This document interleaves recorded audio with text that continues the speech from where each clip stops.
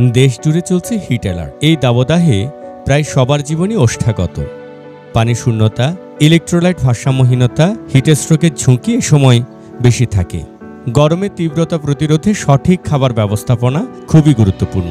এ সময় এমন খাবার খেতে হবে যা শরীরে বাড়তি তাপ উৎপন্ন করবে না, সেই সঙ্গে শরীরে পানি ও ইলেকট্রোলাইটের ভারসাম্য রক্ষা করবে। তাই চলুন জেনে নিই তীব্র এই গরমে সঠিক খাবার কোনগুলো সেই সম্পর্কে। পানির অন্যতম প্রধান কাজ শরীরের তাপমাত্রা ভারসাম্য রক্ষা করা। তাই এ সময় আপনাকে স্বাভাবিকের চেয়ে কিছুটা বেশি পানি পান করতে হবে।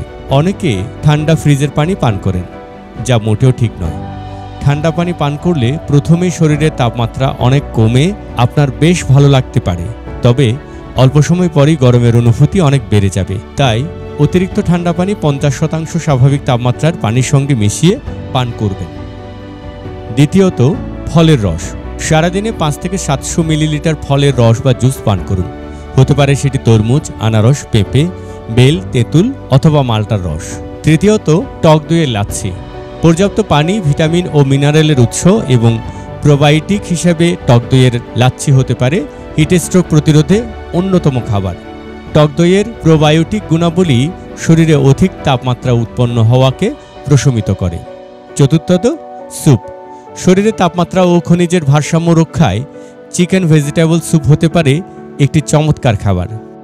পঞ্চমত, পাতলা ঝোলের তরকারি। ভাজি ভুনা খাবারের পরিবর্তে কম মশলাযুক্ত পাতলা ঝোলের তরকারি খাবেন।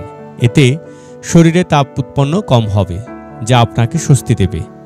বেশি মশলাযুক্ত খাবার হজম করতে শরীরে বেশি সময় লাগে ও অধিক তাপ উৎপন্ন হয়। আর এইসব নিয়মাবলী মেনে চললেই হিটস্ট্রোক থেকে রক্ষা পাওয়ার সম্ভাবনা অনেক বেশি।